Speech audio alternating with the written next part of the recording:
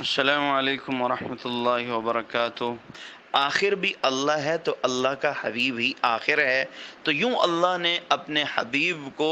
اولیت بھی عطا کر دی، آخریت بھی عطا کر دی۔ اللہ ظاہر بھی ہے، اللہ باطن بھی ہے۔ اللہ رب العزت نے اپنے نبی کو ظاہر بھی کہ ظاہر میں بھی اللہ کے نبی کی صفات، باطن میں اللہ کے نبی کی صفات، باطن بھی خوبصورت بنایا، ظاہر بھی خوبصورت بنایا۔ اور اللہ رب العزت نے اپنے نبی کے بارے میں فرما دیا، بلکہ اللہ کے نبی سے کہلوایا۔ حدیث کے اندر آتا ہے بعثت لأتمم مکارم الاخلاق، کہ اخلاق کی جو کمی رہ گئی تھی میں اس کو تمام کرنے کے لیے آیا ہوں، میں اس کو بھی پورا کرنے کے لیے آیا ہوں۔ جو پیچھے جو کمی اخلاقی اعتبار سے بھی رہ گئی تھی اب وہ مجھ پر پوری ہو گئی ہے، کتابی اعتبار سے رہ گئی تھی وہ مجھ پر پوری ہو گئی ہے، عبادات کے اعتبار سے رہ گئی تھی وہ مجھ پر پوری ہو گئی ہے۔ ہمارے نبی کو جو شریعت ملی وہ جامع ملی ہے، اس سے بہتر اب اور کوئی شریعت نہیں ہو سکتی۔ اللہ نے خود فرمایا الیوم اکملت لکم دینکم۔ الیوم کا لفظ یہ بتاتا ہے کہ یہ جو اللہ دین کو کامل کر رہا ہے یہ آج ہو رہا ہے۔ آج سے پہلے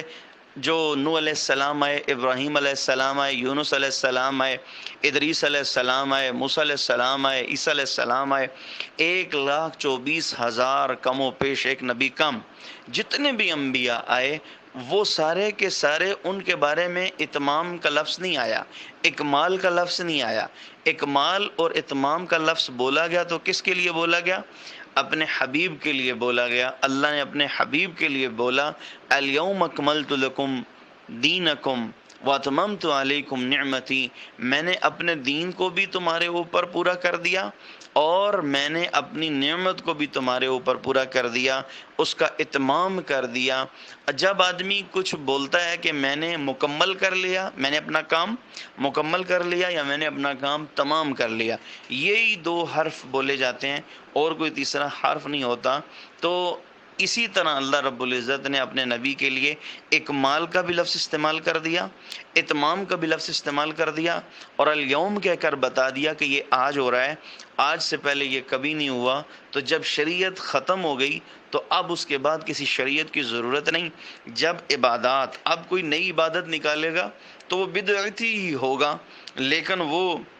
محب رسول نہیں بن سکتا۔ حضور صلی اللہ علیہ وسلم جو شریعت لے کر آئے وہ حتمی ہے، وہ آخری ہے، اب اس کے بعد کوئی شریعت نہیں آ سکتی۔ جو اس کے بعد شریعت کا دعویٰ کرے گا وہ جھوٹا ہو سکتا ہے، کاذب ہو سکتا ہے، دجال ہو سکتا ہے، لیکن وہ اللہ کے وہ نبی نہیں ہو سکتا۔ ہمارے نبی آخری نبی ہیں۔ یہ اللہ رب العزت کو، اگر میں نے عرض کیا کہ اگر آپ سمجھنا چاہتے ہیں اللہ رب العزت کے نبی کو تو آپ کو پہلے اللہ کو سمجھنا پڑے گا، اللہ کے مقام کو سمجھنا پڑے گا کہ محب سے پہلے آپ محبوب سے پہلے محب کو سمجھیں گے کہ محبت کرنے والا کون ہے۔ تو اللہ رب العزت نے اپنے حبیب کو کیا بنایا؟ اپنا محبوب بنایا، اپنا محبوب بنایا۔ اور اللہ رب العزت نے فرمایا وَهُوَ بِكُلِّ شَيْءٍ عَلِيمٌ، اللہ رب العزت ہر چیز پر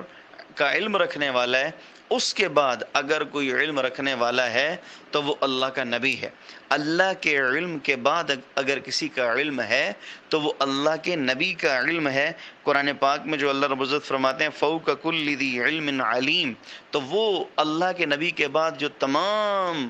اہل علم حضرات، اہل انبیاء، فرشتے، جن و انس جو بھی ہیں، ان میں سب سے زیادہ افضل اور اعلیٰ مقام علمی اعتبار سے وہ ہمارے نبی کا ہے، اور پھر اللہ کا ہے۔ اللہ سب سے اول ہے اور پھر اس کے بعد اللہ کے نبی ہیں۔ اللہ کے نبی سب سے علم کے اعتبار سے افضل ہیں اللہ رب العزت کے بعد۔ تو اللہ رب العزت نے جس طرح خود کو علیم کہا تو بندوں میں بھی اپنے نبی کو علیم کہا، کہ بندوں میں اگر کسی کو علم میں کاملیت ملی ہے، علم میں جامعیت ملی ہے تو وہ کون ہے؟ وہ اللہ کے نبی حضرت محمد صلی اللہ علیہ وسلم ہیں۔ تو اللہ رب العزت نے اپنے حبیب کو اپنا محبوب بنایا کہ حضور صلی اللہ علیہ وسلم کو اللہ رب العزت نے چنا، ان کا انتخاب فرمایا، ان کو جسداً بھی تخلیقاً بھی کاملیت بخشی، اور ان کو علم کے اعتبار سے بھی کاملیت بخشی، اور جو خاندان حسب نسب دیا وہ بھی سب سے زیادہ پاک پاکیزہ دیا، کہ ان کے بڑے حضور صلی اللہ علیہ وسلم کے دادا پردادا چاہے وہ زمانہ جاہلیت میں تھے، لیکن جو زمانے جاہلیت کی عام برائیاں تھیں ان سے وہ اس دور میں بھی کنارہ کشی اختیار کیے ہوئے تھے۔ اور یہ کیوں تھا؟ کیونکہ حضور صلی اللہ علیہ وسلم ان کے اندر حلول تھے، اور حضور صلی اللہ علیہ وسلم جسدن جسدن منتقل ہوتے چلے گئے، اور پھر کرتے کرتے جیسے بخاری شریف کی حدیث ہے کہ مجھے اللہ نے ایک دور سے دوسرے دور میں منتقل فرمایا، تو اس کا سبب اللہ نے اجسام کو بنایا، اور وہ اجسام سب سے زیادہ بہتر اور اشرف اور اعلیٰ رکھے گئے، اور پھر ان میں اللہ کے نبی کو تخلیق کیا گیا، حلول کیا گیا، تو اللہ کے نبی کی نسبت سے ان کو جو صفات عطا کی گئیں وہ بھی کاملیت میں والی تھیں اور خوبصورت تھیں، اپنے دور کے اعتبار سے وہ اعلیٰ تھے، وہ اپنے دور کے اعتبار سے خوبصورت تھے، ان کے چہروں پر وجاہت تھی۔ جیسے کہ حضرت ہاشم وہ ایک جگہ سے گزر رہے تھے تو ایک یہودی عورت نے ان کو پیشکش کی کہ آؤ مجھ سے برائی کرو، لیکن یہ انہوں نے اس سے نہ کر دی، روایات میں آتا ہے۔ اور پھر وہ چلے گئے، تاریخ ہمیں بتاتی ہے کہ پھر وہ چلے گئے مدینہ، اور وہاں جا کر ایک سلمہ نامی عورت سے انہوں نے شادی کر لی، اور واپسی پہ جب اس عورت کو کہا کہ تم رغبت رکھتی تھی، تو اس نے کہا نہیں، میں تو تیرے چہرے پہ ایک نور چمکتا ہوا دیکھتی تھی، اب مجھے وہ تیرا نور نظر نہیں آتا، وہ تو کسی اور کے اندر منتقل آیا، میں تو اس کی وجہ سے تیری شیدائی تھی۔ اسی طرح حضرت عبد المطلب تھے، عبد المطلب ان کے چہرے پہ بھی ایک وجاہت تھی کہ جب وہ ابرہہ کے سامنے گئے تو ابرہہ ان کی وجاہت کو دیکھ کر، ان کی خوبصورتی کو دیکھ کر اپنے تخت سے نیچے اتر آیا، اور ان کے جو کارنامے تھے، ان کی جو شریعت کے ضابطے تھے، اللہ رب العزت نے، شریعت تو خیر ہم اس کو نہیں کہہ سکتے، لیکن انہوں نے جو اصول بنائے تھے، مثال کے طور پر انہوں نے جب اپنے بیٹے کی قسم کھائی تھی کہ میں اپنے ایک بیٹے کو اللہ کے نام پر ذبح کروں گا، تو ان 10 بیٹوں میں سے ایک بیٹے عبداللہ تھے جن کا نام نکل آیا، تو انہوں نے جب ذبح کرنے کے لیے بچے کو، سب سے چھوٹا بیٹا عبداللہ جو حضور صلی اللہ علیہ وسلم کے والد، تو وہ جب ان کو لے کر نکلے ذبح کرنے کے لیے تو پھپھیاں کھڑی ہو گئیں، لوگ کھڑے ہو گئے کہ یہ بھی بچپن سے بہت زیادہ خوبصورت تھے اور لوگوں کو ایک قدرتی ان سے الفت تھی، تو انہوں نے کیا حل سوچا کہ پھر یہ مدینہ چلے گئے۔ مدینہ میں ایک راہبہ عورت تھی، اس سے جا کر مسئلہ بتایا، بات رکھی اس کے سامنے، تو اس نے کہا کہ جب تمہارے ہاں کوئی قتل ہو جائے یا قصاص دیا جائے تو پھر اس میں کتنے دیتے؟ انہوں نے کہا ہم 10 اونٹ دیتے ہیں۔ انہوں نے کہا کہ ٹھیک ہے، تم یہ ایک طرف عبداللہ کا نام لکھو، ایک طرف 10 اونٹ رکھو، اور پھر اس پہ بڑھتے چلے جائیں اونٹ، اگر جب تک عبداللہ کا نام نکلتا رہے۔ تو پھر انہوں نے ایک طرف 10 اونٹوں کے نام لکھے، ایک طرف حضرت عبداللہ کا نام لکھا، اور بار بار عبداللہ کا نام ہی نکلتا رہا، اور وہ اونٹ بڑھاتے گئے یہاں تک کہ انہوں نے جب 100 اونٹ کر دیے تو پھر مقابلے پہ حضرت عبداللہ کے مقابلے پر 100 اونٹ نکلے، اور یوں پھر انہوں نے 100 اونٹوں کو ذبح کیا۔ اور پھر یہ آج اسلام میں بھی ایک آدمی کو خون بہا 100 اونٹ قرار پائے، جو کام انہوں نے شروع کیا تھا وہ ہماری شریعت میں باقی رہا۔ تو اللہ رب العزت نے ان انفاس کے اندر بھی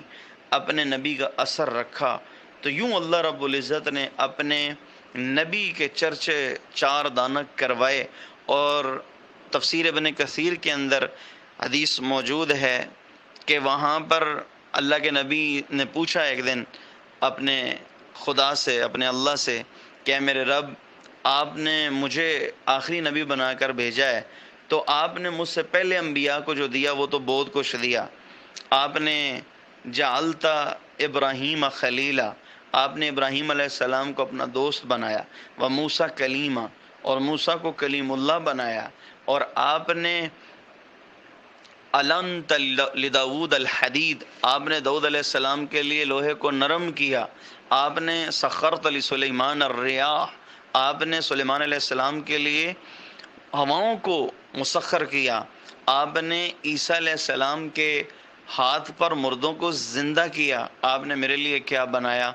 تو اللہ رب العزت نے اپنے حبیب کو فرمایا کہ اے میرے حبیب، اے میرے محبوب، اے میرے نبی صلی اللہ علیہ وسلم، میں نے آپ کو وہ دیا ہے جو میں نے آپ سے پہلے کسی کو نہیں دیا، اللہ ذکرت الا ذکرت معی، کہ جب کبھی میرا تذکرہ ہوگا میرے نام کے ساتھ آپ کا تذکرہ بھی ہوگا، جب کبھی میرا نام یاد کیا جائے گا تو میرے نام کے ساتھ آپ کا نام بھی لیا جائے گا۔ میں نے آپ کے جس طرح اپنے تذکروں کو باقی رکھا، اس طرح میں نے آپ کو بھی باقی رکھا، آپ کے تذکروں کو بھی باقی رکھا۔ تو یوں میرے نبی کو اللہ رب العزت نے جو اوصاف دیے، کمالات دیے، وہ پہلے کسی نبی کو نہیں دیے، پہلے کسی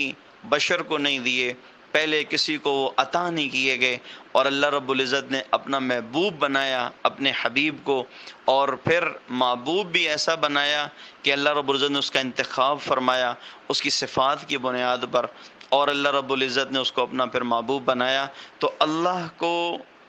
سمجھ کر ہمیں اپنے محبوب کو سمجھنا ہوگا، اور اللہ کو سمجھنے کے لیے ہمیں حضور صلی اللہ علیہ وسلم کو سمجھنا ہوگا۔ دونوں کا آپس میں گہرا تعلق ہے، ایک دوسرے کو سمجھنے کے لیے ایک سے دوسرے کے ہم محتاج ہیں۔ اللہ کو سمجھنا چاہتے ہیں تو اپنے حبیب کو سمجھیں گے، اللہ کے محبوب کو سمجھیں گے، اور اللہ کے محبوب کو اگر مقام اور مرتبے کو سمجھنا چاہتے ہیں تو پھر اللہ کے مقام اور مرتبے کو سمجھنا ہوگا۔ یوں جب دونوں کو سمجھیں گے تو پھر دین کی قدر و منزلت اور دین کی اہمیت اور اپنے نبی کا شرف و مقام ہمارے سامنے کھلے گا اور کھل کے سامنے آئے گا۔ اللہ رب العزت ہم سب کو سمجھنے کی توفیق عطا فرمائے۔